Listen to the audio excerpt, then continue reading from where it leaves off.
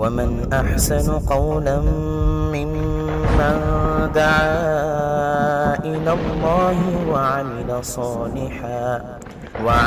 صالحا وقال إنني من المسلمين. আসসালামু আলাইকুম ওয়া রাহমাতুল্লাহি ওয়া বারাকাতুহু। আলহামদুলিল্লাহি ওয়াহদাহ ওয়াসসালাতু ওয়াসসালামু আলা মান লা নাবিয়্যা বা'দাহ, আম্মা বা'দ। সম্মানিত দর্শক মণ্ডলী, প্রশংসা আল্লাহর জন্য, শান্তি অবতীর্ণ হোক আল্লাহর রাসূলের উপর সাল্লাল্লাহু আলাইহি ওয়াসাল্লাম। দর্শক মণ্ডলী, আজকে সংক্ষিপ্ত সময়ে আলোচনা করব সালাম সম্পর্কে।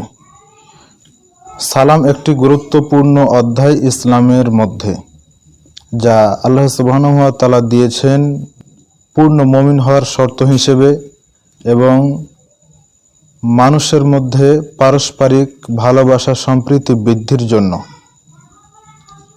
এ সম্পর্কে আবু হুরায়রা রাদিয়াল্লাহু তাআলা আনহু বলেন, রাসূল সাল্লাল্লাহু আলাইহি ওয়াসাল্লাম বলেছেন, লা ইয়াদখুলুল জান্নাহ, তোমরা কখনো জান্নাতে প্রবেশ করতে পারবে না, হাত্তা তুমিনু, যতক্ষণ পর্যন্ত পূর্ণ ঈমানদার হতে না পারবে, ওয়ালা তুমিনু, আর ততক্ষণ পর্যন্ত তোমরা ঈমানদার হতে পারবে না, হাত্তা তাহাব্বু, যতক্ষণ পর্যন্ত তোমরা পরস্পরকে ভালো না বাসবে। এরপরে রাসূল সাল্লাল্লাহু আলাইহি ওয়াসাল্লাম আমাদেরকে জানাচ্ছেন, আওয়ালা আদুল্লুকুম আলা শাইইন ইযা ফাআলতুমুহু তাহাব্বাবতুম, আমি কি তোমাদেরকে এমন একটা বিষয়ের কথা বলে দেব না, এমন একটা জিনিসের কথা বলে দেব না, যেটা তোমাদের মাঝে পারস্পরিক ভালোবাসা বৃদ্ধিতে সহযোগিতা করবে? তখন তিনি নিজেই বললেন যে আফসুস সালামু বাইনাকুম, তোমরা সালামের প্রচলন করো। কি বুঝতে পারলেন এখান থেকে? সালামের মাধ্যমে পারস্পরিক সম্প্রীতি বৃদ্ধি পায়, যেটা রাসূল সাল্লাল্লাহু আলাইহি ওয়াসাল্লাম ঈমানের পূর্ণতার সাথে তুলনা করে বলেছেন এবং সেটার সাথে যুক্ত করে বললেন, ঈমানের পূর্ণতা পাবে তখন যখন আমরা সালামের প্রচলন করব বেশি বেশি করে।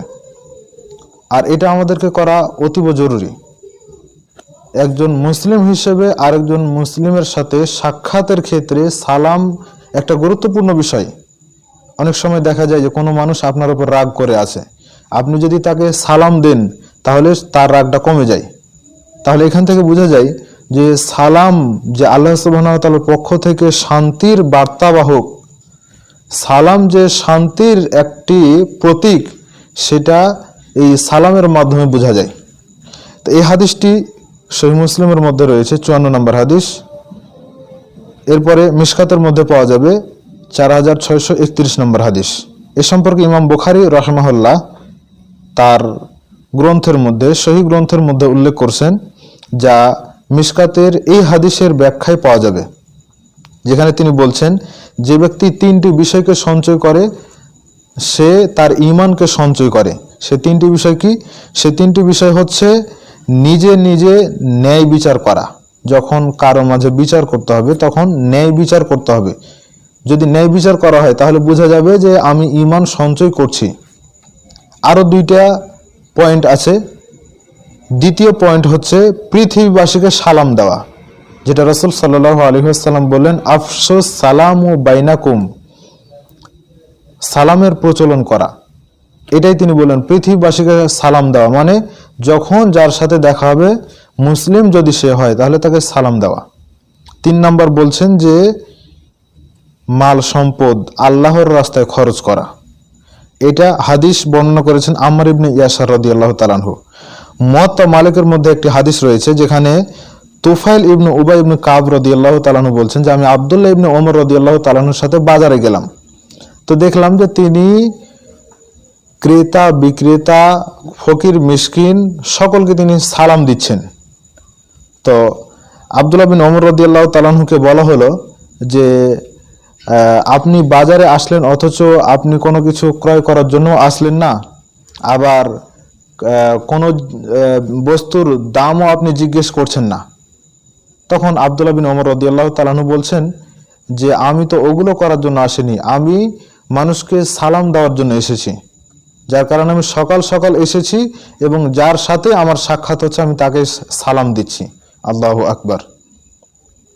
বাজারে তিনি সালামের জন্য গেলেন। এখানে আরেকটি বিষয় রয়েছে যে কেউ যদি বাজারে প্রবেশ করে, সেখানে রাসূল সাল্লাল্লাহু আলাইহি ওয়াসাল্লাম দোয়া শিক্ষা দিয়েছেন, সেই দোয়াটি যদি সেখানে পড়া যায় তাহলে অসংখ্য নেকি রয়েছে, অসংখ্য গুনাহ আল্লাহ সুবহানাহু ওয়া তাআলা মাফ করে দিবেন। সেই দোয়াটি কি? লা ইলাহা ইল্লাল্লাহু ওয়াহদাহু লা শারীকা লাহ লাহুল মুলকু ওয়া লাহুল হামদু ইউহয়ি ওয়া ইউমীতু ওয়া হুয়া হাইয়্যু লা ইয়ামুতু বিয়াদিহিল খায়র ওয়া হুয়া আলা কুল্লি শাইইন কাদির। রাসূল সাল্লাল্লাহু আলাইহি ওয়াসাল্লাম এই দোয়াটি আমাদেরকে শিক্ষা দিয়েছেন। এই দোয়া যদি কেউ বাজারে গিয়ে প্রবেশ করার পরে এই দোয়াটি পড়ে, তাহলে আল্লাহ সুবহানাহু ওয়া তাআলা তার অসংখ্য মর্যাদা বৃদ্ধি করবেন, তার অনেক গুনাহ ক্ষমা করে দিবেন, তাকে প্রচুর পরিমাণে নেকি দান করবেন, যেটি সহিহ হাদিস দ্বারা প্রমাণিত। আল্লাহ সুবহানাহু ওয়া তাআলা আমাদেরকে এই বিষয়টি বুঝে আমল করার জন্য তৌফিক দান করুন। আমিন। সুবহানাকা আল্লাহুম্মা ওয়া বিহামদিকা আশহাদু আল্লা ইলাহা ইল্লা আনতা আস্তাগফিরুকা ওয়া আতুবু ইলাইক। আসসালামু আলাইকুম ওয়া রাহমাতুল্লাহি ওয়া বারাকাতুহু।